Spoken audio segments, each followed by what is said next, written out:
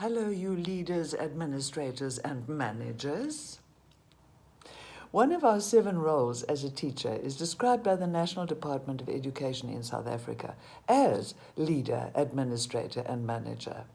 The duties are, and I quote, "The educator will assume the role of leadership and fulfill all necessary administrative tasks. Learning should be managed effectively. The educator is also expected to make a contribution to the school decision-making structures and should support learners and colleagues in a sensitive and democratic manner." End quote. Apart from the fact that this point describes 3 very different roles, it offers very little further discussion. And as teachers, we all get swamped with the role of the administrator, with the additional tasks of managing our classes, our workloads, and our professional lives. And so the role of leader is given scant attention. In fact, be honest, when last did you even think about yourself as fulfilling that role? Because in schools, we are surrounded by other people who are leaders: the principal, the HOD, the subject head, the grade head, and the invisible and ever-looming presence of the Department of Education. What space is there for us to be leaders, and what kinds of leaders should we be? Sonia Krakow from the Champlain Online College writes that strong leaders should have inspired vision, and they should build critical thinking using their strong communication skills. They should be open-minded and self-aware, and should have fairly strong creative thinking abilities. They should show flexibility and should be reasonable and dependable. They should be patient and tenacious and should strive for continuous improvement. I guess good old Sonia has just described meaningful teaching. Other researchers suggest that good leaders are committed to assisting those around them to achieve their potential, and that they practice cross-cultural communication. A good leader creates a vision of the future that is worth aiming for, and then inspires others to want to achieve their vision. But the leader takes this further and creates an environment where the delivery of that vision is managed so that the team, and in our case, the learners, are motivated to want to achieve.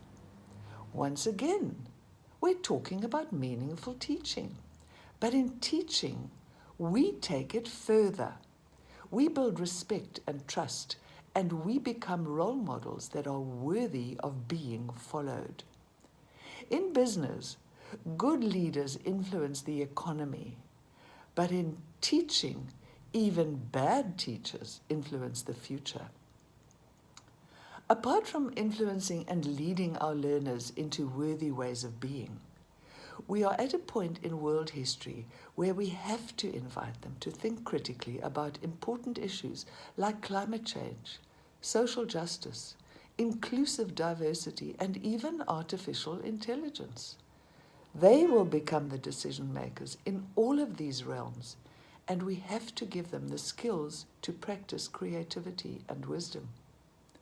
Beyond our classrooms, we are also leaders in the community, and we should reflect this in our social media engagement.